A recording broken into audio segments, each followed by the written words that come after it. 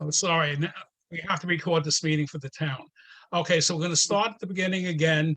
We called the meeting to order. The minutes of the last meeting, are there any comments or corrections? None for me, Bernie. Good, then can I have a motion to accept the minutes? I so move. A second? All in favor? Aye. Aye. Okay, the minutes have been accepted. Now I will call for any questions or comments from the public. We'll start with Louise, who was the first one to arrive. Louise, any questions, comments, or anything?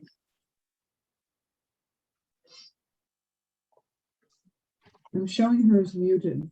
Bernie, I don't know how she unmutes. I don't know. I'm trying to unmute her. I can't seem to do it.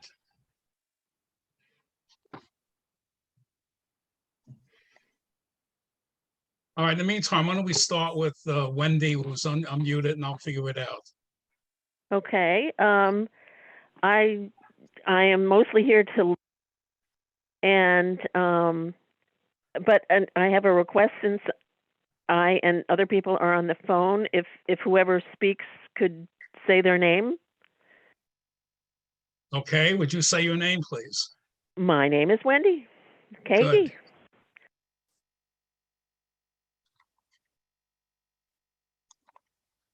So what questions do you have? I was just I'm planning to just listen.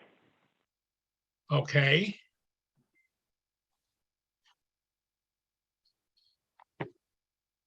Cindy, do you have any comments or questions? Yeah. I've had a noise complaint in since I moved in, and I've been here since December. I've documented it with I counted a dozen emails that I sent to Irene and then to Nicole, only Nicole in the last couple of weeks, of course. And it still hasn't been resolved. I don't know if the neighbors have been contacted.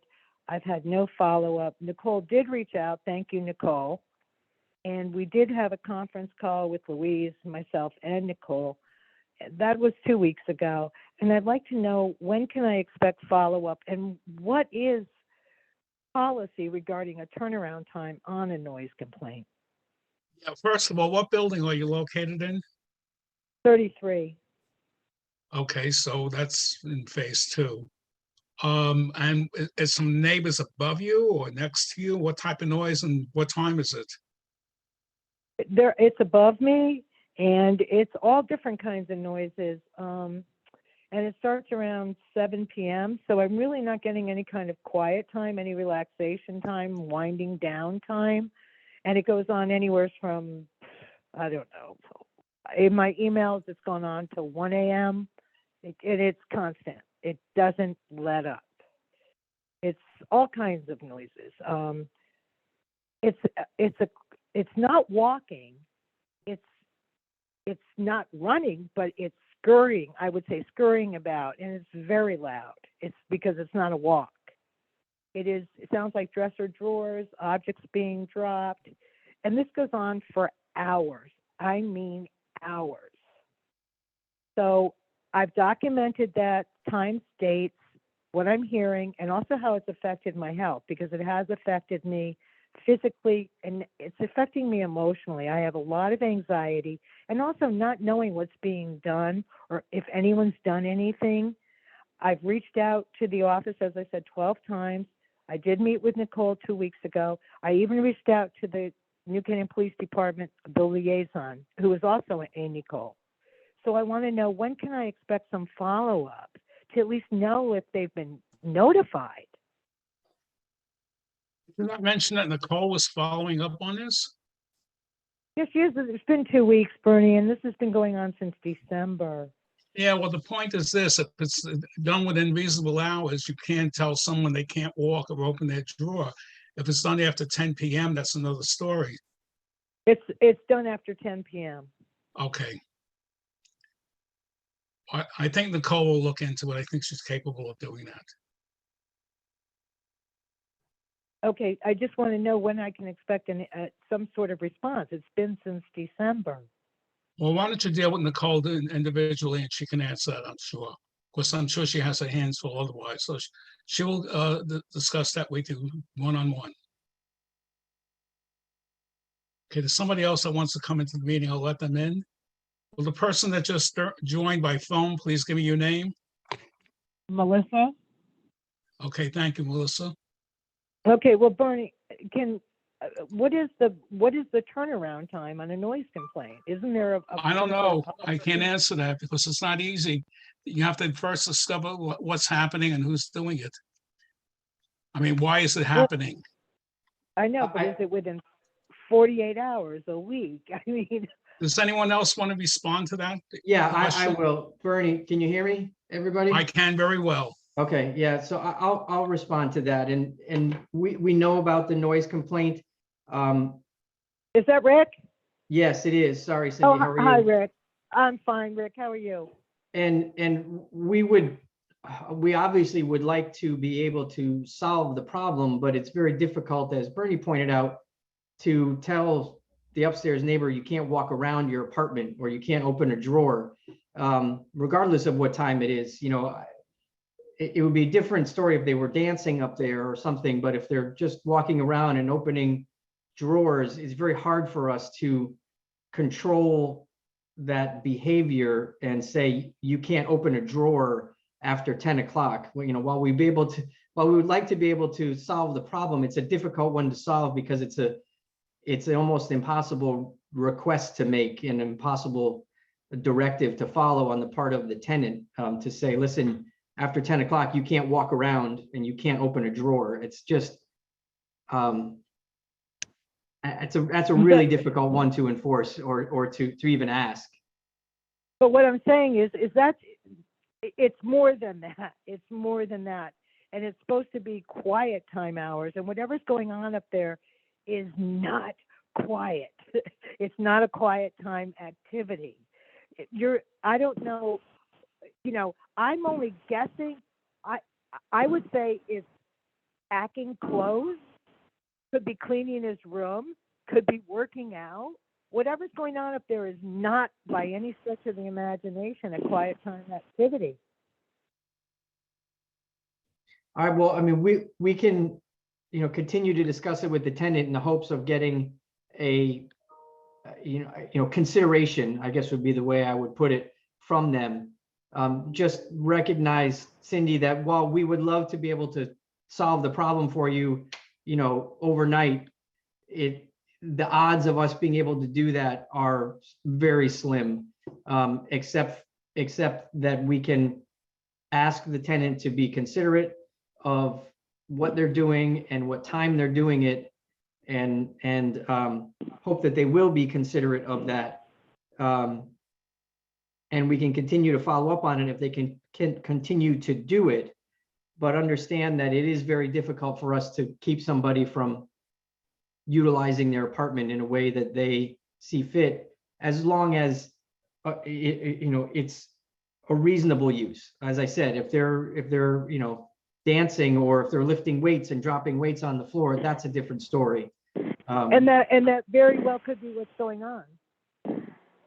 Yeah, so as I said, we'll keep requesting that they stop the behavior, but if it's walking around and opening and closing drawers, which is what I heard, right, and I've heard you make that request or describe it before, is that's a difficult one for us to control.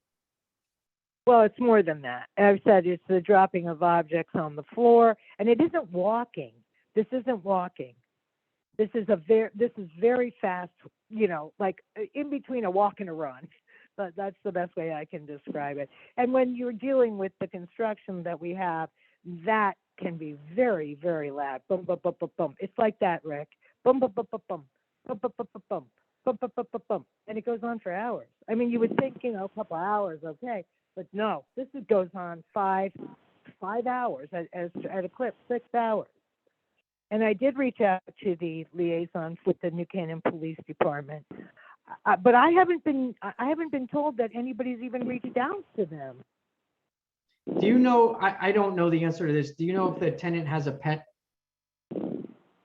Oh, I have no idea. I have Okay. no idea. All right, so we will, Nicole will follow up on it with the tenant and with you, okay? We will make sure that we do what we can to solve the problem. That would be great, Rick. I really appreciate that. Sure. And then another thing, just briefly, my very close friend lives over at Pride's Crossing in New Canaan. She has a condominium there, and their quiet time hours start at 8. Is there any way we can lower these a little bit? I mean, 10 o'clock, because you have a senior like myself. You know, we want to wind down and be able to relax. You have small children. My neighbor across the way has 2 little ones, trying to put them to bed. 10 o'clock is kind of late for quiet time to begin. If we could look at lowering it, maybe 9. You know, my opinion would be something to consider, but quite frankly, you could make it 10, 9, 8, 7. It's just going to be how considerate the neighbors are. Setting a time or quote unquote quiet time really isn't the answer to the problem. It's getting neighbors to understand the impact of the noise that they're making on their neighbors and trying to get them to be more considerate of that. That's the real solution, in my opinion.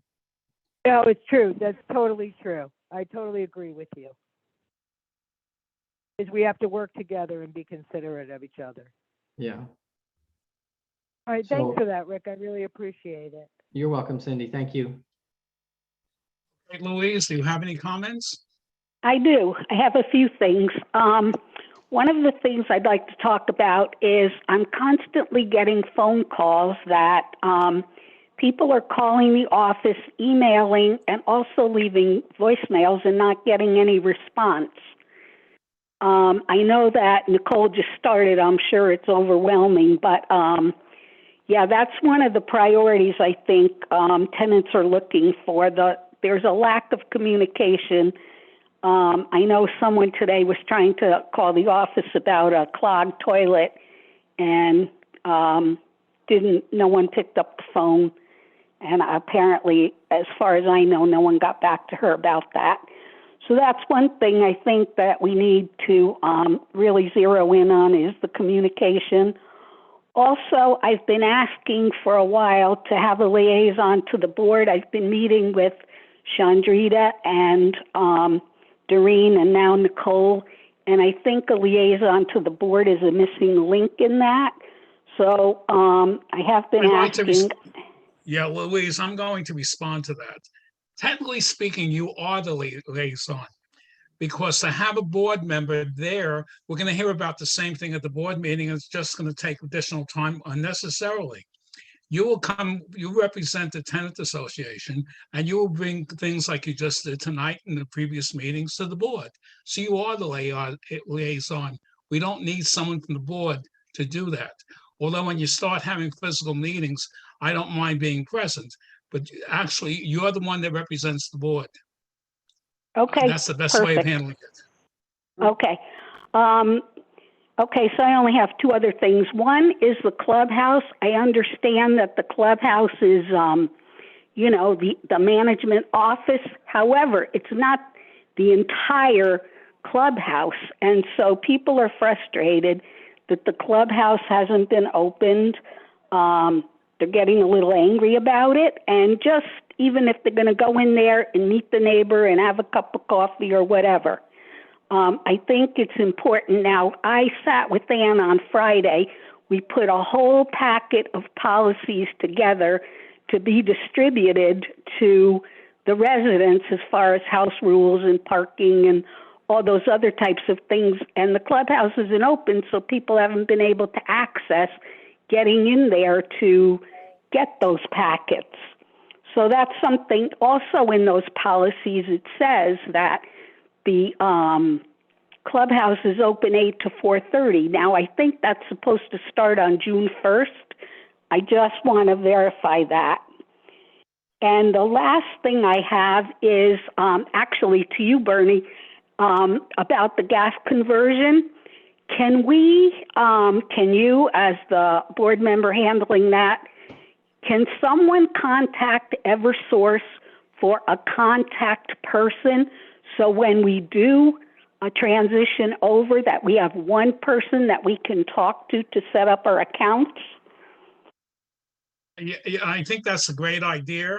We've had difficulties with that in the past, and I hope that we don't have it going forward. Right now is trying to schedule something with Eversource to come do the install, because now it involves not only Eversource, we need other contractors to convert the furnaces, to deliver the stoves, the new stoves, and to hook them up. So we're Right, hoping to do it by the end of this month or early in May. When that happens, each time we do that, I try getting a list of the names that are current Eversource customers and giving it to them, although it's another division, and they still have to make contact to start up your own account. I would see Yeah, if I I can make it understand easier. that. I mean, Yeah, I if we could personally have have had a a, lot of difficulties with that. So my bills right, kept going to the housing authority, and it took a while until I right, got it straightened out. But we will work on right. that. Yeah, if we could have one person at Eversource that we can say, okay, You can well, never you know, have you one could say, person. It'll be a number that you will call, and now it should be easy to get someone to respond, because when we did this last year during the pandemic, it was hard to get people because they didn't have staff on site. People were right. working virtually. It's a lot different now. There are more people available. So you will have a department that you can call to do that. Okay, perfect. Yeah, that'd be perfect. Okay, I think that's all I have. Great. Is there anybody else? I'd like to say something. I'm Jeanette. Yes, Jeanette? Okay, so as Louise just mentioned, we did, or I at least did get my policy package, and I have a lot of questions on it. I'm not going to go through them at this meeting, but I am requesting some kind of meeting with management to go over all of these things that are in here that have to kind of be explained or brought to my attention, as to how they're going to be handled, considering there's this a mandatory signature that I have to give regarding these.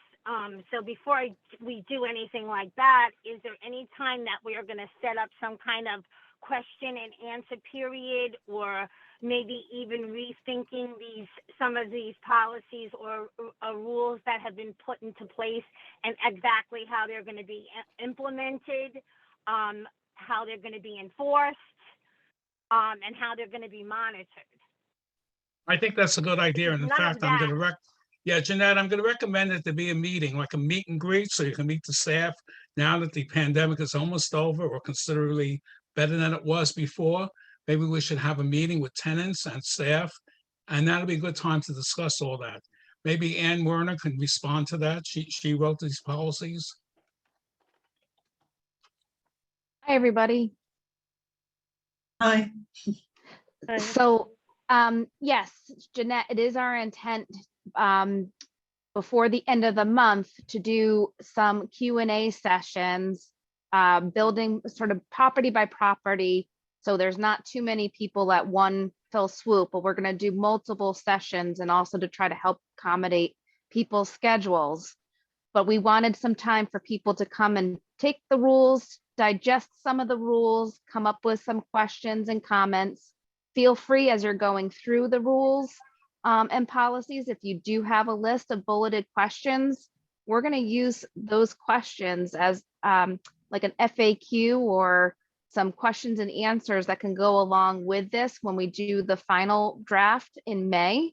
This is again just a initial draft where people have 30 days to review and ask some questions, or to digest some questions, or if they're seeing that they don't want to agree with the house rules and they want to move out, that's one of the processes that HUD wants us to follow. So we will be doing some sessions. Stay tuned for that. Again, I just wanted to have drafts where people can start to read and formulate any questions and comments that they may have. That's what this first 30-day process is. Well, And- okay, because I definitely have questions, and I think that there's a huge emphasis in this, or onus on the tenant in this, but there's really very little explanation of what management. And I know that this is what I've read some of the things from HUD personally and before, and there's also a whole list of things from the state of Connecticut regarding what tenant rights are, which are not incorporated in this. So I There's just a whole think it's a good pamphlet for idea that, we yeah. Yeah, I think it's a good idea if we, since none of the tenants were in on any of this, and a lot of this is really, it's more detailed, but it's basically what we had before. And what I think I've expressed to you and other people in management before is that there, I don't want to say it fell on deaf ears, but communication and having a more a back and forth and a better, more pleasant living environment would be healthier for all of us. Okay, and I don't think that didn't come through in this policy package as thorough as it is. So I didn't see how you're carrying through or how you're monitoring these things. I mean, you have things that go on 24 hours a day here, 7 days a week, that, like I said, we can't even get an answer or an email back from anybody on the staff. I don't know how you're carrying out all of these things on these policies. So I'm looking forward to having a more in-depth conversation on how this is being carried out. Hey, but I have a question for you. Is Millport Phase 1, Phase 2, other than the 18 RAD units, considered HUD property and governed by HUD? I thought once we got on RAD, it was not the case. Millport Phase 2 has a project-based Section 8 contract at it, so it really operates the same as Canaan Parish, for example. Isn't that just for the 18 units or everything? No, for the whole property. It's not public housing, which has its own set of rules and restrictions. Right. But it does need to meet Section 8 handbook guidelines, which, Rick and his team are very familiar with. So that's only Phase 2. Correct, just Phase 2. Thank you for clarifying. And then LAHTC rules follow a lot of the HUD handbook in terms of how income is how you resident selection policies should be developed. There's a lot of similarities, and the Section 42 code and the rules that are governed are often rely on HUD rulings, because the IRS, I don't know that they're familiar with housing all that much sometimes. So they rely on the experts and rely on HUD. Well, there's nothing wrong with following rules and regulations. I'm not objecting to that. I think, those kind of directives are important, but we've had that. This is not any really different than anything we've had before. It's the enforcement. I think we've talked about this many times, and the monitoring. I mean, you talk about smoking. How is that being monitored? You've been in and out of all of our apartments already. You must be able. I can determine who smokes in my building. I'm sure you can determine who smokes in this building, and yet there's like six advantages or steps to take to actually get anything done. And then how is that being monitored? Like, is there a camera outside at the dumpster where all the butts are that you could tell who's smoking or not? It should have been done already. So I'm just going to sign a piece of paper, but I want to know that what I'm signing is not only the onus on me, but on what management's responsibility or the owners of this property are in carrying out these rules that I have to live by. And that's what I think we need to have some kind of meeting on. I think we should do that, and we will. Okay. Thank you, Jeanette. Thank you, Jeanette. Melissa, do you have anything you would like to comment on or ask questions? Is it a Melissa? list of, I guess, yes, hello? This is Yes. Melissa. Is this a list of like, I guess, the rental rate of each apartment here that is open? I guess you would have to speak to Nicole or Sandrita about that.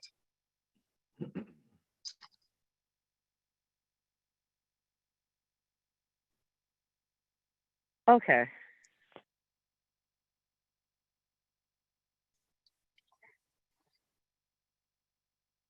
Any other questions, Melissa? Nope. What time do the latest hours the clubhouse will be open for? I could, I guess, see the list or whatever. Cause it's hard to get people on telephone as well. Yeah, I know someone from the staff will answer that question. Melissa, we'll call you right after the meeting, okay? We'll call you. Okay. All right. All Okay, right. good, great. Thank you very much, Melissa. So if there are no other questions, What's the name? Melissa, what's your last name? It's Ruffin.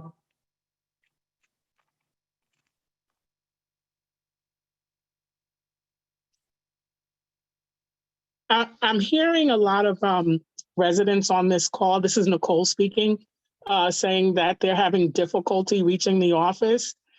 From the list of participants that I see, has there been anyone on here who has not been able to get in touch with the office this week? I mean, I hear a lot of reports, but a lot of you I'm speaking to. You have not responded to any of my emails. The only response I've gotten from you as far as was actually from Ann. Okay, you have not answered my telephone calls, and I've not gotten anything back. Who's this speaking? In fact, I'm Jeanette Last name? D'Alessandro. Okay, I'll look into that. Okay. Is there anyone else?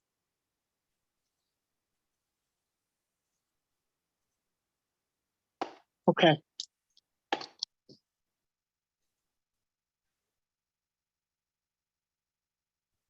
hey, if there's nobody else in the public that would like to speak, we'll go back into the meeting and we'll get our management reports. Either Ann or Rick, would you like to give those reports? Sure, I'll start with the financial reports. I emailed them around to everybody. Hopefully you got an opportunity to take a look at them.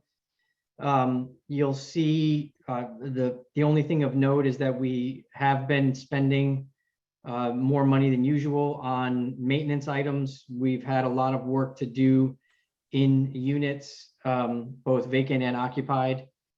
We've had some water leaks. We've had some furnace failures and other like items that are unforeseen expenses that we've been incurring, as well as a lot of very significant unit turnover work. So we have been spending a little more than normal in terms of the maintenance that's going on at the property. Other than that, everything is relatively stable, as compared to last month. We continue to chase accounts receivable and trying to make sure that folks avail themselves who got themselves into the system of the Unite CT opportunity or any other agencies that could help them with rent collection. And we're now, making sure that we notify those that are in arrears, especially those that are in significant arrears, that the rent is due, the back amounts are still there and they are still owed, and encouraging them to at a minimum reach out to the office to create some repayment plan, if not a payment, or a payment of the overdue balances. So without getting into specific detail, that's essentially what's going on with the finances. So I'll open it up to questions now if anybody has any. Yeah, Rick, I have a question about water leakage. Was it from water heaters? No, this was, I believe it was either a toilet or a shower diverter. We had actually completed a unit turnover, and then the unit directly above sprung a leak, and oh gee, ruined a significant amount of the turnover work that was done and had to be redone. So that was one example. We've had a couple of shower diverter valves and that have needed to be replaced that have been leaking. And then we had I guess a week and a half ago now, well, over the past couple of months, we've had one particular furnace that we've had a lot of trouble getting operational. We finally had to replace it. And even the replacement unit, we've had significant amounts of trouble keeping operating. We think we've got it operational now. What we had to do was to raid some parts from a unit that was just vacated at the end of March to move them over to that new unit, a control board and pressure valve and some other things that are parts that are unavailable right now. So we've been struggling with a lot of those types of issues, which aren't our standard maintenance issues. They're specific to some particular units that aren't inexpensive problems, unfortunately. Now, if these were units that had converted stoves, CNC would take responsibility had them been contacted. But you mentioned one unit that was vacant for most of the period of time, so the furnace never got real use. So I don't know why there was a problem, but CNC could have probably taken care of it rather than spending all that money. Well, this was the one I'm referring to is an occupied unit. Okay, so it's not, it was something that was converted or no? I believe it was converted, but the conversion wasn't the issue because we did have that looked at. The issue was the internal parts of the unit itself.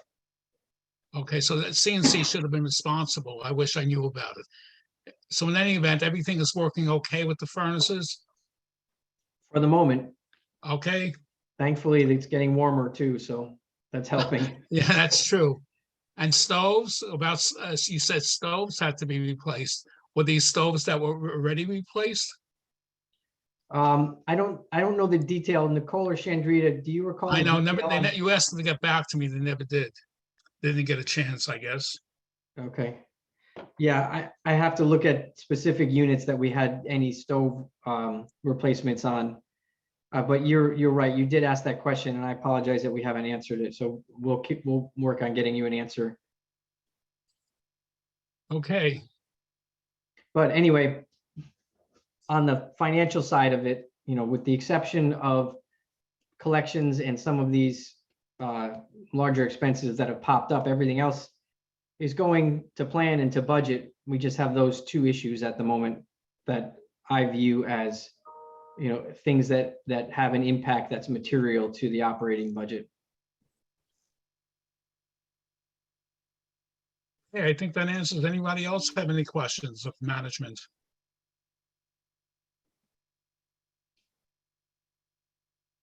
I guess not, so we just proceed with the meeting. Okay, Nicole, do you want to just run through your quick report that you put together that we sent out? Sure. Okay, so for the property mills phase 1 and phase 2, the vacancy report was attached to the board packet as well as the accounts receivable for review. Currently, we are waiting for appliances that are on back order. I think Rick just touched on that a little bit for the stoves and some of the vacant units. I believe there are 2 now. We replaced the furnace in Millport phase 2, and we're starting to notice a trend with garbage disposals and that we're paying close attention to see how we all proceed. And heating, we're getting a few no heat calls, and we're keeping a close eye on that as well. Hopefully, we'll be able to remedy all issues. Actually, sorry, excuse me, we have already remedied the 2 issues that we have, but we're paying close attention to it. We're reviewing and updating property contracts, collecting and updating insurance certificates for all vendors. We are also reviewing and updating property policies, and those notice has been passed out to all residents for them to pick up packets. for new policies and procedures. They'll be effective June 1 of 22. We have 3 households that are in legal across all phases. Our Spectrum end of year report was transmitted. Our REACT response is due. We have 1 household that we still need to tackle, a work order. We received 2 reasonable accommodation requests, and we are in the interactive process with those 2. And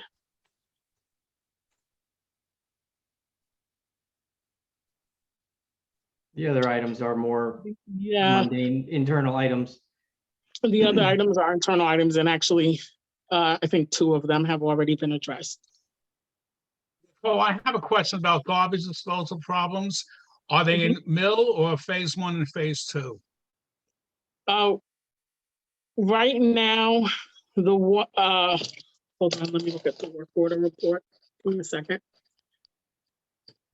I believe it was Mills. I don't recall if phase 2 was on there.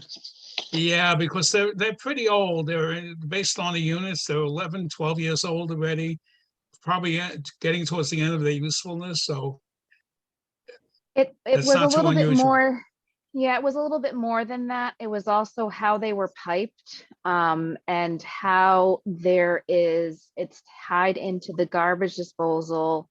And it seemingly, when there's the basket in the dishwasher and the garbage disposal, when the dishwasher at the bottom is collected with all this junk, what's happening is somehow it's backflowing into Oh. the garbage disposal, but then we can't adjust the garbage disposal and pipes because they're all glued together.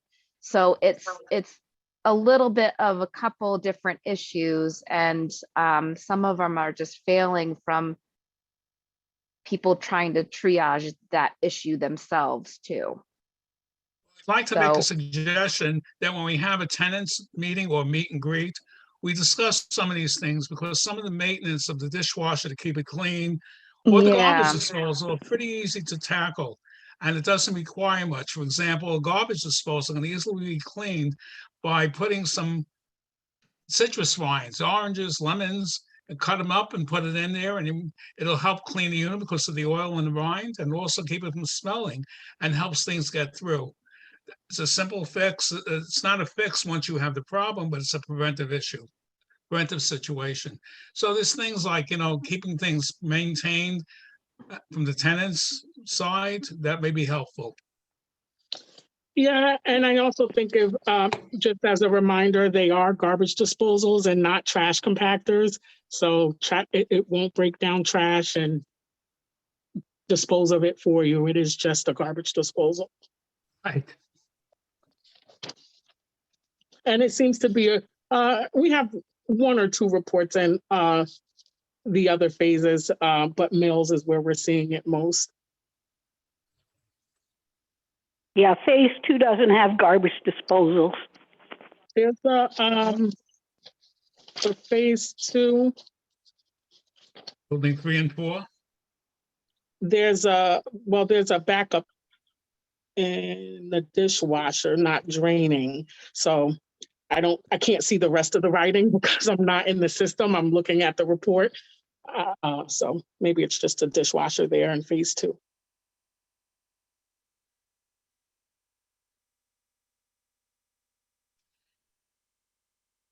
Yeah, I guess any other conclude. reports from management, or any manager wants to discuss with the board or any of the general public?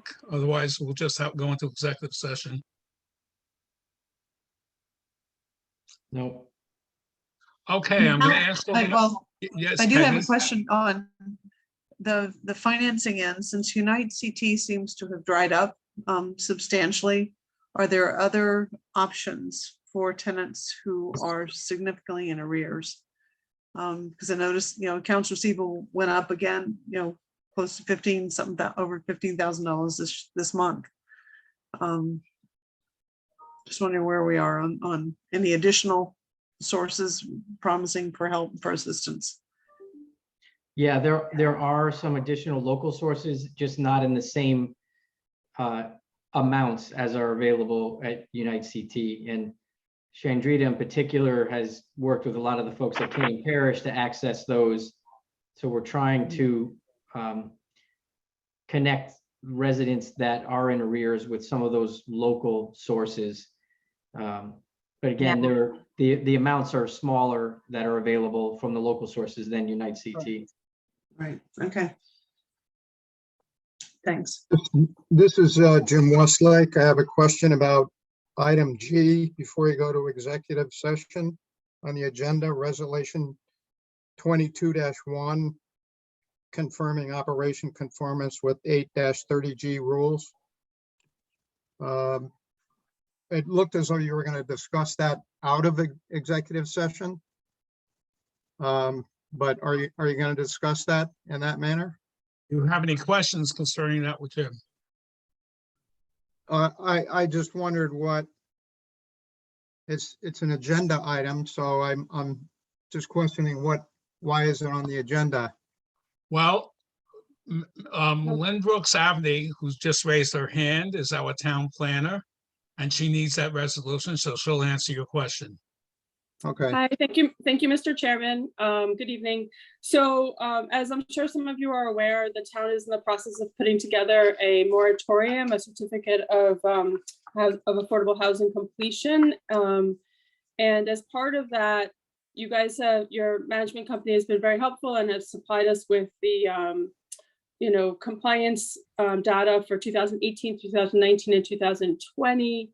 And we wanted to also get certification that for 21, Millport phase 1 and phase 2 were also in compliance, and that the properties and the dwelling units were only rented to people that met the threshold, individuals and families that met the threshold. And similarly for Canaan Parish, which just received its CO at the end of October of 2021, that all 60 units at that property were also rented to families and individuals who met the income level thresholds. So just so that we could have checked every box for our application for a certificate of completion of affordable housing.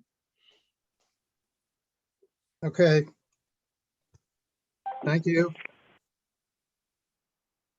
Louise, Yes. you Hello? have a question? No. I just, Okay. they put me on mute and they told me to do *6 to get back on unmuted. Okay, well, you aren't speaking, so you were muted. Okay. Okay, so we're going to deal with the resolution now. I guess since it was mentioned, David, did you have comments about the way the resolution was written? I did. If you want me to address some of those now. Please. Okay. Lynn, thanks for putting this together. I had a chance to look at it, just a few minutes before the meeting, unfortunately. But my only question really is whether you want this resolution to tack back more precisely to the affordability restrictions. Like right now, it's sort of generally states that the projects are compliant and that they're affordable, but it doesn't really say how or what affordability requirements are met. And I know from prior experience that the 830G rules are very precise about that. In this, the way it's drafted right now, it might create confusion. Yeah, I can make it more specific. Welcome to take if you have edits on it and you want to email them to me, I'll be glad to incorporate them. I don't have all the documents in front of me at the moment, but what I would probably do is say something along the lines of that Millport phase 1 and 2 are in compliance for 2021 with the mortgages from the housing authority, and reference those documents that you're submitting with the application, because those are the deed restrictions. Mm-hmm. And then as far as Mill and Canaan Parish go, I would state that, for the year 2021, they're in compliance with the deed restrictions recorded to the land records by the Housing Authority of New Canaan, and refer to those deed restrictions. It would be the same naming that you have in the moratorium application. Okay, That way, I think it just makes it more clear that you're saying that we're in compliance with the documents that you're submitting to show that we've met the 830G moratorium. okay. So I can make those edits. My question is, do you guys want to vote on it tonight with the edits, or do you want me to draft a new document and forward it back to you for your next meeting? What I'm going to suggest is, time is at the essence right now, that perhaps we can either vote on it tonight, remove it from the agenda and vote it on it virtually by email. But in any case, once I see the edits, I will sign off and deliver it to the town hall. So I don't know, what do you suggest, David?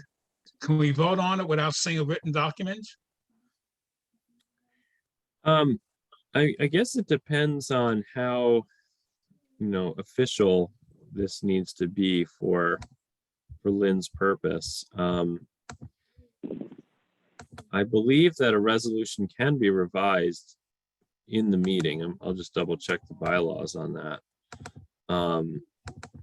But I think you probably do need to have a final version of the resolution in order to vote on it. And So that I'm may going to be a little recommend, tricky. yeah, I think I'm going to recommend that we take a vote to remove it from the agenda and then vote on it before the next meeting. Yeah, you That can is do a my special, recommendation. you can call a special meeting at any time, as long Right. as you provide a 2-day notice of the special meeting. I think that would be best, rather than voting on it, that was something that's unseen. What's the time pressure that Lynn's under to get this put together? We're on a really short timeline, but we are going to have the document will be out for it'll be out for the public to review it starting it's in the clerk's office today. So Well, Bernie, I'm comfortable forging ahead with the draft we have. If we need to modify the language, can we modify it verbally along the lines that David suggests, just to have it crafted a little more precisely? We'd be voting on what we're reading into the record. I don't know if it has to be typed in front of us. I think we can revise a resolution, say it aloud, and then we can all concur on that. If another day or two doesn't matter to Lynn and the town, then, and we want to type it up and have a special meeting, I'm fine with that too. I just And don't then, want. Michael, I think that's a great idea. Then Lynn, if you will email the updated document to me, I will sign off and then bring it to town hall as soon as I get it. Meanwhile, we can vote on the essence of the document and what we need to edit. I have a question about the deed restriction on the Canaan Parish property, because currently, we have our 60 units of Section 8. The next 40 are going to be tax credit units. Does that change what the deed restriction looks like? And so if there's a way of kind of wording or massaging it so that deed restriction for the current 60 units type of thing, because it may have to be changed when we get the tax credit units, SIVO. It was just one deed restriction, Peggy. It was resolution 21-01. Okay. And it referred to all 100 units. Okay, got it. So it encompasses all of them then, right? yeah, and Peggy, I don't think it's going to matter for our purposes, because we're only claiming 16 units out of the 60 that were produced for this moratorium. Okay. One other possibility here is that if you just need a letter from the housing authority, that it could just be signed by the chairman stating that the compliance was reviewed at such and such meeting and the commissioners agreed that the project's in compliance with all the different stuff. Well, I could get that to you guys tomorrow, but I would also recommend that subsequent to that, maybe a special meeting is held and we vote on a final resolution. Okay. So, I mean, I can draft a letter and send it around tomorrow that reflects that.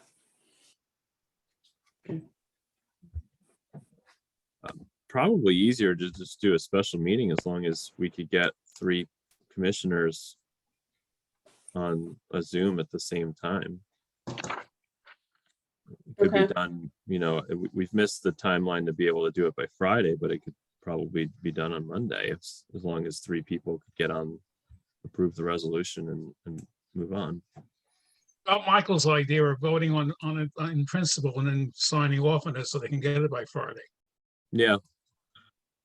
Well, So- it wasn't so much in principle, it's actually voting on the resolution, but maybe with David's help, we could add a few more sentences to it that we jot down, and then when the final's drafted up, that would be the final, but we can revise and modify, I think, at this meeting, interlineate a couple sentences if it makes it more precise. I mean, my only concern is that we get it right so that Lynn has what she needs and that there isn't a question later on as to, what the governing bodies were looking for. If Lynn is satisfied, then I'm okay with it. Thank you, Mr. Sweeney. I think I would, I can get a draft of a letter to you guys tomorrow, but that I guess could be signed by that the board affirms or certifies. And then I would prefer a meeting at some point to perhaps on Monday to vote on an actual resolution. Hey, may I have a motion to accept that? Moved. Second? All in favor, aye. Aye. So that's what we'll do. So if you get that to me tomorrow, since Scott's away, I will Okay. then try to set up a special meeting for Monday. Okay, thank you very much. Hey, just Thank for you. housekeeping- Thank you for your help. Bernie, I'm away next week. I think Tim is back. I think Scott's back too. Yeah, just- that Monday, we can probably get 3 people. Just if you're counting heads, okay. Great. I still will notify the entire board, and whoever can participate, that'll be great. Thank you. Thank you for having me. Okay. Lynn, before you jump, I did want to share with you a discussion I had with the State Department of Housing. Maybe might want to do that in executive session, but Okay, then I'll dismiss all the public and we can go into executive session.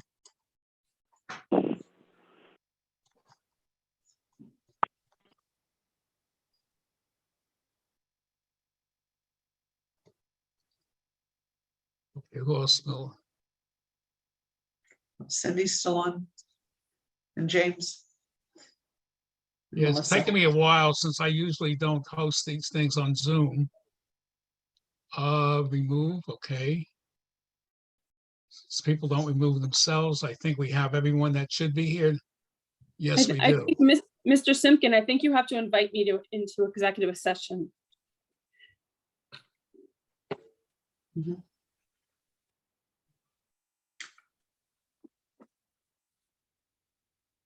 Bernie, you're frozen. Oh, there No, you are. I have you in the meeting, so it should You be have to okay. invite, you have I to think invite you her into formally- executive. I think you Session. formally have to invite me in. Oh, you're formally, you're talking about, so yes. I'm not part of the board. Okay, I make a motion that we invite Lynn Brooks Abney to attend our executive session. All those in favor? Aye. Aye. Okay, you're in. all right. Last week I met with the commissioner of DOH and asked her about, there's this, the last sentence, the last paragraph of 830G actually gives the commissioner of the Department of Housing administrative authority to adopt regulations that follow the intent of 830G. So I asked her whether, she might be willing to adopt a regulation that would, extend moratoriums that ended during the pandemic. She said that it would be an 18 to 24 month process to do that. But she said that there's precedent for doing this. I ended up speaking also with Michael Santoro, who's the policy director that oversees this. There is precedent for doing this, but he really underscored that it has to be a legislative fix. And I guess he had told the same to State Senator Haskell a while back, that in 2002, they added in a language to 830G that extended certain moratoriums that were expiring. And so he felt it wouldn't be controversial at the CGA. And he recommended that, the delegation from New Canaan try to work with one of the, I think they called it extender bills or implementation bills or something like that. I don't know what the process is, but basically just get it tacked on to some bill that's going up down to the floor for vote. Okay. And like keep it really simple and just say, any moratorium in place as of March 1, 2020 is extended for 2 years or 2.5 years or whatever until December of 2022, in whatever way gets you from A to Z. Okay.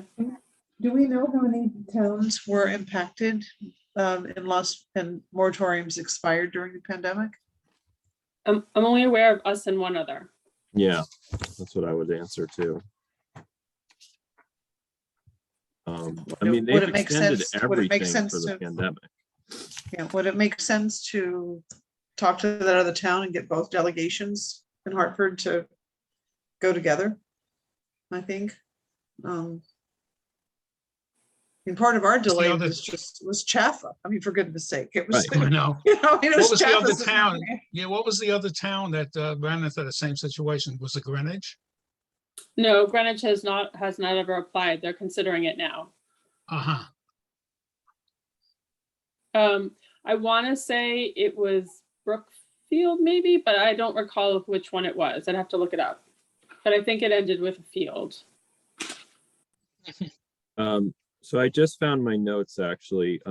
Mike Santoro said to add it to an implementer bill if there's any relation to affordable housing. Okay. And then he said he recommended applying it from January 2020 to January 2023 and backdating,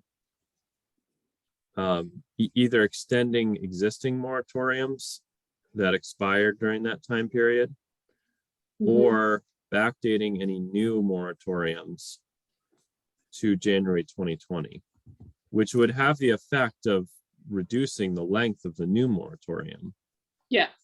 But that might be less controversial because the state, ultimately, it's still the 4 years that is in the regulation.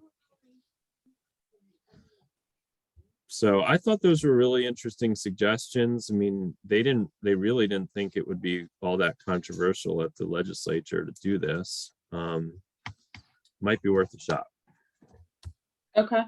I will, I'll reach out to our political powers that at the state legislative level that might be able to help us on that.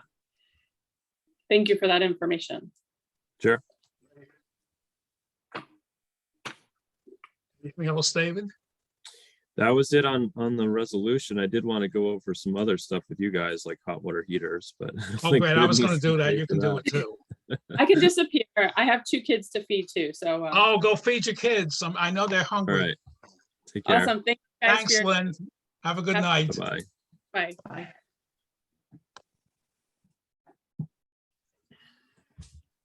By the way, David,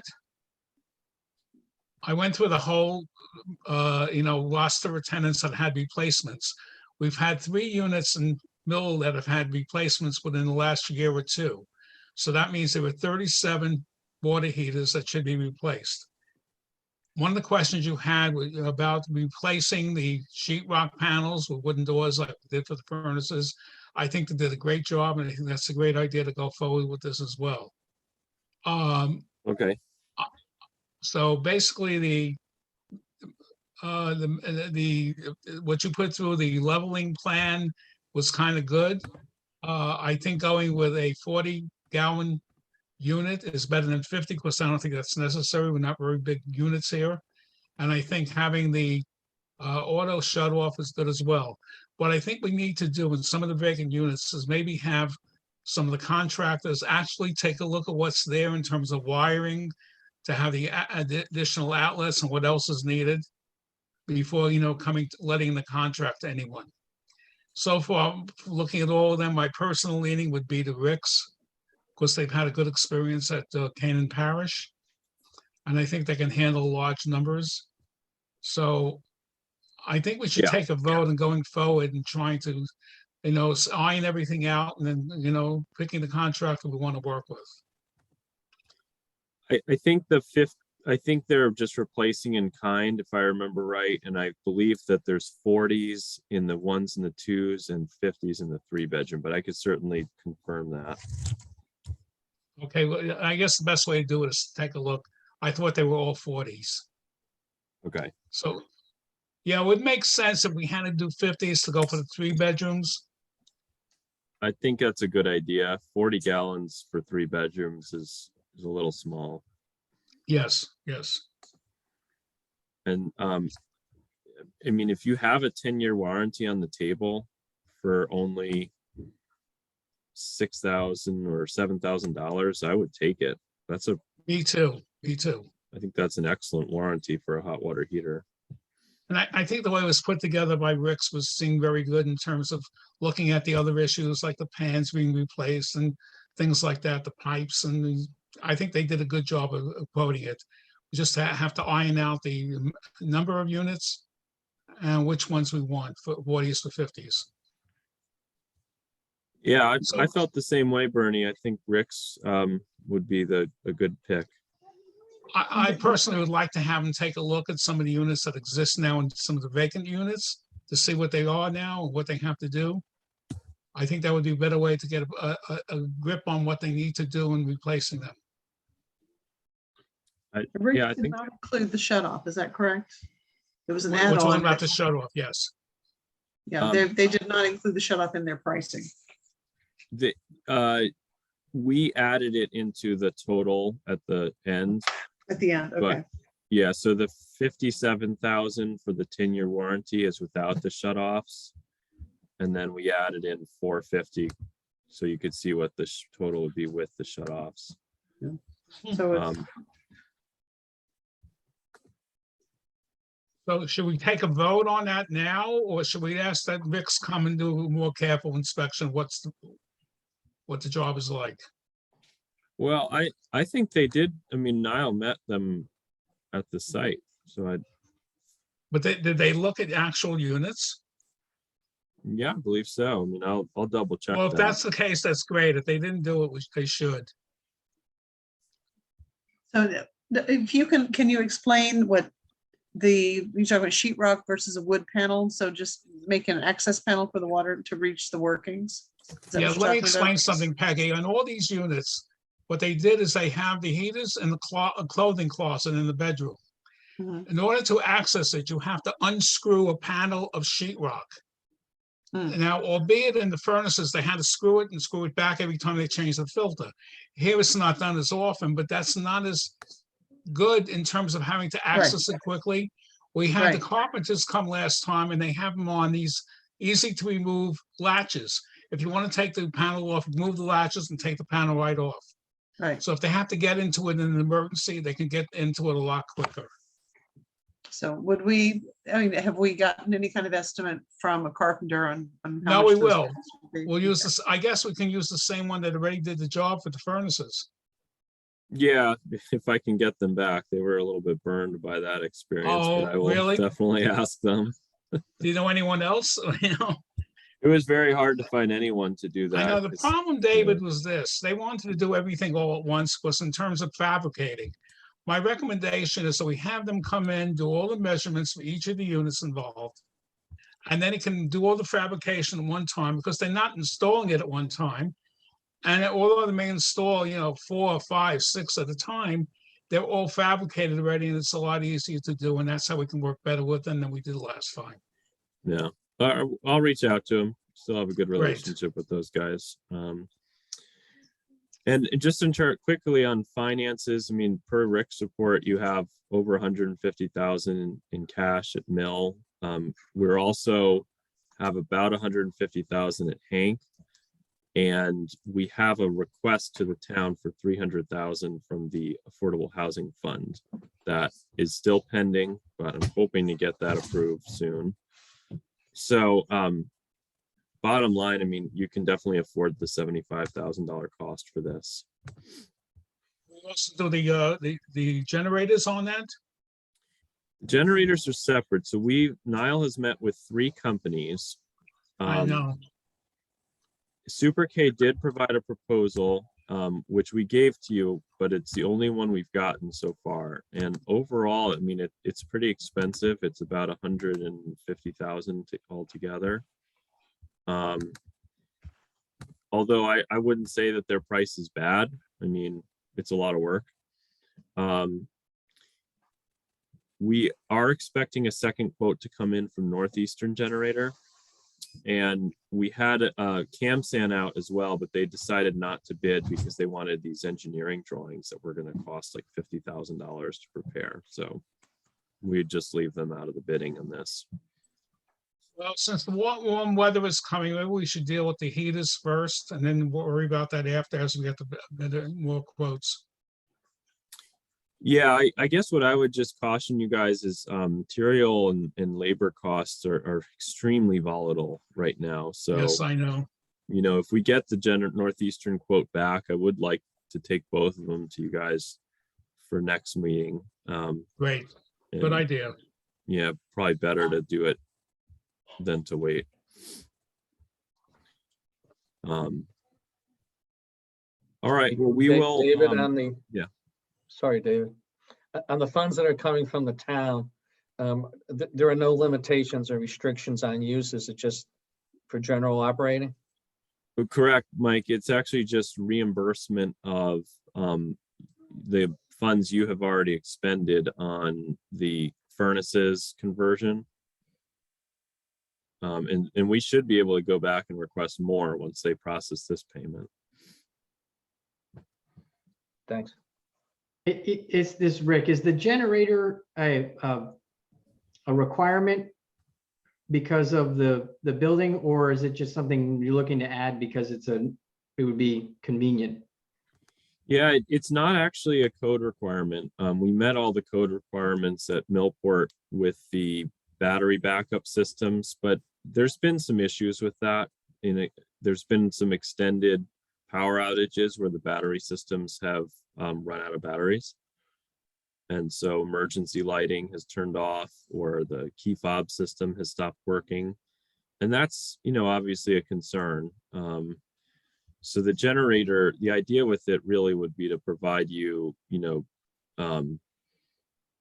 uninterrupted coverage in the event of an outage. And there's just a lot of outages at this property for some reason. Yeah, I know. If you recall, in the last meeting, we were talking about the outages and the phases. We've seen where phases have dropped out and half the power in the units go out, and we think that may have something to do with some of the ongoing issues we're having with appliances failing sooner than you would expect. Yeah. So it's basically for the clubhouse, I think the generator would also be a great feature there, because Yeah. it would give people a place to go with heat if you had some sort of extended outage in the winter. But what we have so far is 27,000 for that, which, really, it didn't strike me as a horrible price. I just bought a 22 kW generator recently with a very simple install, and it was about 15,000. And this would include natural gas. It's liquid cooled versus air cooled, and would include the piping for the natural gas. So, that maybe you could get, and with prices, generators are really on back order, and prices have really gone up on them recently. So that didn't seem out of this world to me. And then they were quoting 31,000 for each of the Millport buildings, which is a 27 kW system. Yeah, That's essentially just for just for utility lights, key fob, emergency lighting, but not lighting in the apartments and things, or. I think it would also maintain the heat and cooling in the corridors. I think it's the entire owner panel. Okay. One of the reasons I'm asking the question is, and it sounds like if you're able to get the additional 300,000 from the town, that it may not matter, but I'm wondering, as we're seeing some things happen in the property that are on the more expensive side, some of the furnaces having issues, appliances having issues, I'm concerned about overspending out of the operating budget for some of these items. And so I'm wondering if we feel like, or not feel like, if we are stressing the operating budget at all, if there's an opportunity to divert any of the money that's available from the town into some of these bigger ticket items that we're experiencing over the last 6 months or so, and anticipate seeing, like as an example of, if all of the garbage disposals in the mills need replacement, can we divert some money towards projects like that? That's definitely how we've been handling things to date. So, we've spent about 400,000 to date on the furnace conversions, which has all been funded by the Hank account, none by the property. Mhm. And hopefully the town will come through with the reimbursements, and then we'll have another 450,000 on hand to be able to fund this hot water heaters and the generators, maybe the paving when it comes to that as well. Okay. All right. So it sounds like as we go forward there, we're not looking for, $100,000, $150,000 type of projects, but a 10, 15, maybe even $20,000 type of project just gives me comfort in terms of our ability to make sure that we don't run into any issues on the operating account side of things. Yeah. Especially when we're struggling to collect back rent from people in significant amounts. Right. Okay, thank you. Where do we stand on the stoves? The stove. Yeah, We're Niall, waiting to get a commitment from Eversource, right. so we can plan to have them delivered over to Millport and have them installed. So meanwhile, they will still have to remain where they are. I know Niall reached out to Claire, who's been handling it for the Eversource people, still waiting to get a commitment. Once we get with the commitment, we can notify tenants, notify someone to bring over the stoves and install them, and then also get CNC back to do the furnace conversion. Yeah, it So looks that's like what that we're might waiting be on. coming soon. I mean, We're hoping, we yeah. always hope with them, you never know. Do you have a plan for the old stoves? We're gonna go back what you came up with last time. Well, I We'll need have to, if, as we, it doesn't happen overnight. I think I spoke with Chandrita. If the movers are going to be we're going to be hiring movers to move the stoves over to Millport from Canaan Parish. And I maybe think it they would be a could good look- idea to have them bring it over to, I forgot the name of the organization we used. well, We'll use the same movies. the Habitat Restore, they would put them in the, just put them in the truck and on the same day, take them up there. I think that's the best Um, idea, don't you? So probably, I mean, if, it's just a question, we'd have to pay to get rid of them. Or they could take them. I just gotta make sure that they can accept them up in Danbury, that they've got the room to accept them. That's the coordination, because they have to clear out space to store them. Okay, once we get a date, I will be in touch with you so you can arrange that part of it. Okay. I can give them a heads up. You think it might be by the end of the month? We're hoping. Hope so, but I wouldn't put any money on it. Okay. We're still waiting for a commitment that they got the regulators that they needed that kept them from doing it last time. Oh, I thought they already had them. I thought they had one. I thought they had They, them. yeah, we don't know for sure. They said in the middle of the winter they had them. It's like, okay, somebody go get them. And I know, hang on to 'em. now we need a date. They gotta have it for the date that we want, Right. or they Okay. want to schedule. Okay. Otherwise, I mean, I guess worst comes to worst, you just pay to have somebody haul them off and junk them. So, which is a Well, possibility. We Yeah. prefer doing what we came up with last time, if that's possible. Okay. Well, that's it for me. That's I it for think- me too. Anybody else have any questions or comments for Westmount? Yeah, I have one more comment. While we were sitting here, and Nicole in particular, or Nicole and Shadrita don't know this, but while we were sitting here, I got an email and we had made an offer to someone to fill Darrene's position, and they accepted while we're in the meeting. So that's good news. So we found somebody that we think is going to be, we hope is going to be a good fit in that role. And we just have to work out some of the details over the next day or so. And then But hopefully send get us her- the resume, Rick, like you do all the time. That'll be a good idea. Sure, no problem. Any luck with replacing Edward? Not yet. I've got a stack of resumes here, all of which are, have, at least on paper, the requisite skill set, and we're setting up interviews. And not just for Edward's position, but for the third maintenance position that we've created. Right. So we're trying to fill those too. But yeah, I've got maybe, I don't know, 8 or 10 resumes that look like they have the type of skill sets that we need. It's promising. Good.